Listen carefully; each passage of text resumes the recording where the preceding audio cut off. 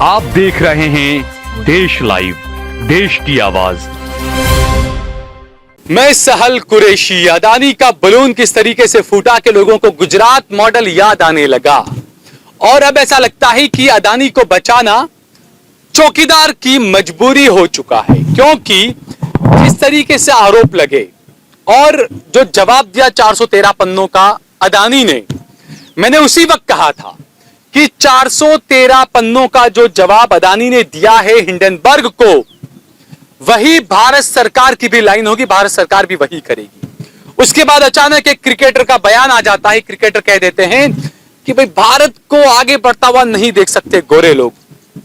ये तमाम बयान क्यों आ रहे हैं, कैसा माहौल बनाया जा रहा है, यह बड़ा सवाल है। और जैसा मैंने कहा कि अदानी को बचाना चौकीदार की सरकार की मजबूरी बन चुका है। शायद इसीलिए ईडी, सेबी, सीबीआई तमाम संस्थाएं घोटाले की जांच करने पर खामोश है। घोटाले का जो आरोप लगा उस पर भी खामोश है। कोई कुछ कहने के लिए तैयार नहीं है। संसद में आए दिन कांग्रेस पार्टी और विपक्षी पार्टियां इस मुद्दे को उठा रही है, बहस कराना चाहती है, लेकिन सरकार बहस कराने के लिए तैयार नहीं है, क्योंकि मैंने जो कहा वो बात तकरीबन सच साबित हो रही है कि अदानी को बचाना मोदी सरकार की मजबूरी हो चुकी है। वो क्यों, यह हम आपको विस्तार से बताएंगे। लेकिन उससे पहले अगर आपने हमारा चैनल सब्सक्राइब ना किया हो देश लाइव, तब हमारे चैनल को जरूर सब्सक्राइब कर दें। और सोशल मीडिया पर भी, फेसबुक पर, ट्विटर पर और इंस्टाग्राम पर भी आप फेसबुक को, देश लाइव को जरूर फॉलो करें, सब्सक्राइब करें और हमें ज्यादा से ज्यादा सहयोग करें। तो जिस तरीके से अदानी का जो घोटाला आया, प्रधानमंत्री की जो खामोशी और फाइनेंस मिनिस्टर की, वित्त मंत्री की जो खामोशी, तमाम संस्थाएं जो पिछली सरकारों में काफी एक्टिव हो जाती थी घोटालों को लेकर, वो तमाम संस्थाएं भी खामोश बैठी हुई है, कोई आवाज उठाने वाला नहीं है। और ये मैं इसलिए बोल रहा हूं कि अदानी को बचाना मोदी सरकार की मजबूरी बन चुका है। वो इसलिए क्योंकि 2002 का जो, माफ कीजिएगा, जो भूत उनके पीछे लगा हुआ था, उसके बाद में उन्होंने विकास के नाम पर एक नया एजेंडा शुरू किया और 2014 में दिखाया कि देखिए गुजरात मॉडल है। ये जो गुजरात मॉडल बताया उसकी हवा निकल गई। आए दिन हालांकि भले ही हिंदू मुसलमान के नाम पर चुनाव हुआ और वोट मिलकर दोबारा बीजेपी सरकार में आ गई, सत्ता में आ गई, लेकिन विकास का नारा दिया गया। अब जो विकास का बलून था, वो बलून कैसे फुलाया गया, उसके पीछे कौन था? जो अदानी 2013-14 के अंदर महज 10,000 करोड़ के मालिक थे, वो अदानी अचानक ही लाखों करोड़ के मालिक कैसे बन गए? वो कौन सा मॉडल था? तो हकीकत यह है कि जो अदानी ने जो कहा कि अदानी पर जो हमला है वो हमला देश पर हमला है, अदानी की जो बदनामी हो रही है वो देश की बदनामी हो रही है, ऐसा अदानी को कहना पड़ा। और अब सरकार को उसका बचाव करना पड़ेगा, क्योंकि जो हवा भरी गई थी वो राहुल गांधी सही बोलते थे कि ये सूट बूट वाली सरकार है। अदानी के विकास को भारत के विकास के साथ दिखाया गया कि अदानी का विकास यानी भारत का विकास, अदानी डूब रहा है यानी भारत डूब रहा है। तो ऐसा ये तमाम ही सिस्टम बनाया किसने? और जो लोग ये कह रहे हैं कि गोरे हिंदुस्तान को, भारत को आगे बढ़ते देखना नहीं चाहते, भारत को बदनाम करने की कोशिश की जा रही है, भाई भारत की सत्ता की बागडोर किसके हाथ में है? क्यों आई ये नौबत? अगर चलिए एक मिनट ये मान भी लें कि विदेशी ताकतें बदनाम करने में लगी हुई है, तो आखिरकार मोदी जी आपने ये सिस्टम कैसा बनाया विकास का कि एक व्यक्ति से पूरा सिस्टम आपका ढह रहा है और आपको बचाना पड़ेगा अदानी को, क्योंकि आपका जो विकास का जो झूठा नारा था, जो जुमला था, वो अदानी के विकास से जुड़ा हुआ था। अदानी को अगर आप नहीं बचाते हैं तो सीधी बात है आपकी तमाम पोल खुल जाएगी। 10 राज्यों में जो चुनाव आने वाले हैं, अगले साल लोकसभा का चुनाव होने वाला है, अदानी के नाम पर आपके विकास का यह दावा झूठा साबित हो जाएगा। जांच एजेंसियों को जांच करनी पड़ेगी और जब जांच बाहर आएगी, जब अदानी साहब फंस जाएंगे, तो आपका जो बिगुल जो आपने बजाया था, आपने जो विकास का जो गुब्बारा भरा था, जिसमें कूट कूट कर आपने नफरत की जो हवा भरी है, वो गुब्बारा फूट जाएगा और आपकी ऐसी के तैसी हो जाएगी। आपका विकास का नारा धड़ाम करके नीचे आ जाएगा और हिंदुत्व ही आपका आखिरी मुद्दा हमेशा रहता है, क्योंकि आप करते तो हिंदुत्व का ही पूरा सब सारे चीजें हैं, सिर्फ नारा आप विकास का देते हैं, लेकिन उस विकास के नारे के पीछे आपके चंद कुछ लोग हैं जिनका विकास हो रहा है और नुकसान हो रहा है आम जनता का। आप कहते हैं कि आप 80 करोड़ गरीबों को आप मुफ्त में राशन दे रहे हैं। तो इससे आप समझिए कि 2014 से अब तक आप देश को कितना भुखमरी में ला चुके हैं कि इतने सब लोग आज भी हमारे देश में भूखे मर रहे हैं आपकी वजह से। 2014 से पहले तो ऐसा नहीं था। 2014 के बाद में गरीबी की संख्या बढ़ती जा रही है, लोग भूखे मर रहे हैं, बेरोजगार हैं। एक आंकड़ा हमारे एक मित्र हैं निशांत वर्मा, उन्होंने एक आंकड़ा भेजा है गरीबी और भुखमरी को लेकर कि किस तरीके का आंकड़ा है, कैसे लोग कमाते हैं। एक सर्वे के मुताबिक भारत में 46% परिवार मासिक 15,000 रुपया उससे कम कमाता है। आप सोचिए 46% परिवार ऐसे हैं जिनकी महीने की इनकम महज 15,000 रुपया है। अब उसमें 1,000-1,200 रुपए का गैस का सिलेंडर खरीदना है, उसके अंदर बिजली के बड़े बड़े बिल भरने हैं, उसके बाद 100 रुपए लीटर पेट्रोल उसको डलवाना है।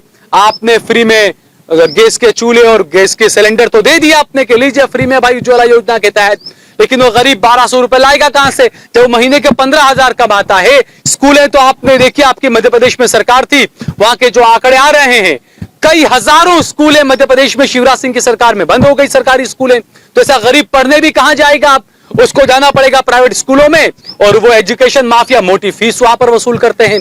तो ये जो आंकड़ा है कि 40% परिवार 15,000 से 35,000 कमाते हैं, 46% परिवार 15,000 रुपया कमाते हैं महीने का, 8% परिवार ही सिर्फ ऐसे हैं जो 50,000 रुपया प्रति माह कमाते हैं। आप सोचिए देश की इतनी बड़ी आबादी, उसमें सिर्फ 8% परिवार ऐसे हैं जो 50,000 रुपया महीने का कमाते हैं या 50,000 से ज्यादा कमाते हैं महीने का। सिर्फ 8% परिवार ऐसे हैं, बाकी परिवार गरीब हैं। इनके लिए मोदी जी आप क्या कर रहे हैं? अडानी की तिजोरी आप भर रहे हैं, और अडानी जी कह रहे हैं मुझ पर हमला यानी देश पर हमला।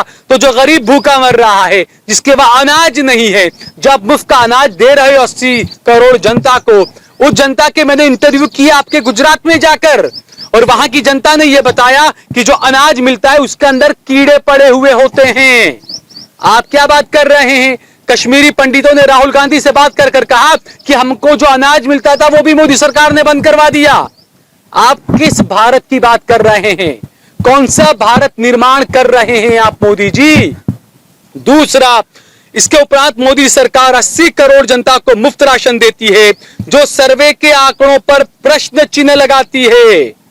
लेकिन एक बात साफ है, ये बड़ी विकास और प्रगति की बातें अर्थविहीन है जब 86% जनता बुरे हाल में जी रही है। अगर आप 80 करोड़ परिवारों को या 80 करोड़ लोगों को आप अगर अनाज दे रहे हैं मुफ्त में, तो आप ये देखिए कि गरीबी कितनी बढ़ी है। बेरोजगारी के आंकड़े हमेशा आ रहे हैं, बेरोजगारी कितनी बढ़ रही है, लेकिन आपको चिंता है आपके गुजरात के छोटा भाई की, आप उन्हें बचाने में लगेंगे।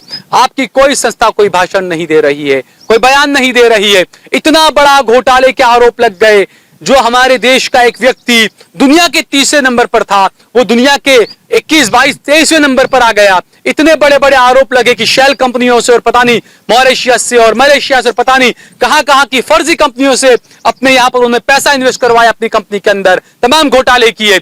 लेकिन उसके बाद भी आपको ये तमाम चीजें नजर नहीं आएगी। लेकिन मदरसे के नाम पर, बच्चों को पढ़ाने के नाम पर, स्कूल के बच्चों को पढ़ाने के नाम पर अगर किसी मुसलमान के खाते में 1 लाख रुपया भी आ जाए, 50 लाख रुपया भी आ जाए, तो आप कितना हंगामा कर कर उसे आतंकवाद से जोड़ देते हैं मोदी जी। ये आपकी जो मंशा है उस पर सवाल खड़े करता है। आपकी नीयत यहीं से पता चल जाती है कि कितनी घटिया नीयत का प्रधानमंत्री हमारे देश को मिला है, जो एजुकेशन पर आने वाले, एजुकेशन के नाम पर आने वाले पैसों पर रोक लगाता है, पाबंदी लगाता है, आतंकवाद का आरोप लगाता है। लेकिन दूसरी तरफ एक व्यक्ति अपनी तिजोरी भर रहा है, 400-400 करोड़ के मकान खरीद रहा है, 200-200 करोड़ के हवाई जहाज खरीद रहा है। उस पर आरोप लगता है कि लाखों करोड़ों रुपया उसने फर्जी कंपनी से अपने यहां पर करवाया। उस पर आप जांच नहीं करते हैं मोदी जी। तो ये आपकी मंशा, आपकी नीयत कैसी है, ये साफ नजर आ रही है मोदी जी। और इस बारे में देश की जनता को सोचना चाहिए। 10 राज्यों में चुनाव है अगले 10 महीने के अंदर, लोकसभा का चुनाव भी है अगले साल। ये तमाम चीजों को लोगों को जहन में रखना चाहिए कि आपके यहां पर रोजगार क्या है, आपका युवा क्या कर रहा है, आपके परिवार में कितने लोग भूखे मर रहे हैं, आपके परिवार में कितने लोग बेरोजगार हैं, आपके परिवार के कितने लोगों की नौकरियां चली गई है, आपके परिवार के कितने लोगों को झूठे आरोपों में फंसा दिया गया है। इन बातों को याद करिएगा। और मेरे हिंदू भाई जो युवा उत्सव में आते हैं, मैं उन्हें भी पूछना चाहूंगा, 2014 से लेकर 2023 तक बताइए, सोशल मीडिया पर अच्छे अच्छे भाषणबाजी और कमेंटबाजी करने के अलावा आपकी लाइफ में क्या बदलाव आया है? क्या बदलाव आया है? अपने आप से पूछिए ये बात कि सिर्फ हिंदुत्व करना ही सब कुछ होता है? क्या देश का संविधान कुछ नहीं है?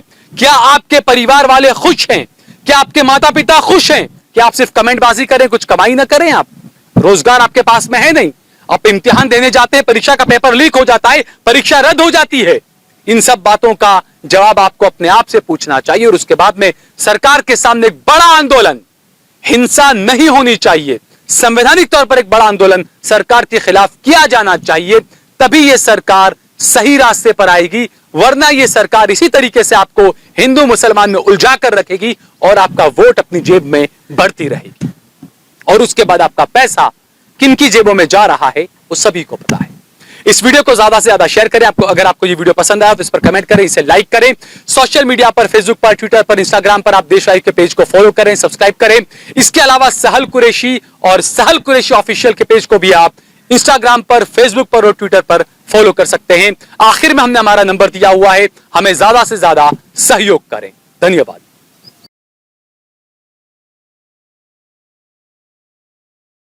आप देख रहे हैं देश लाइव, देश की आवाज।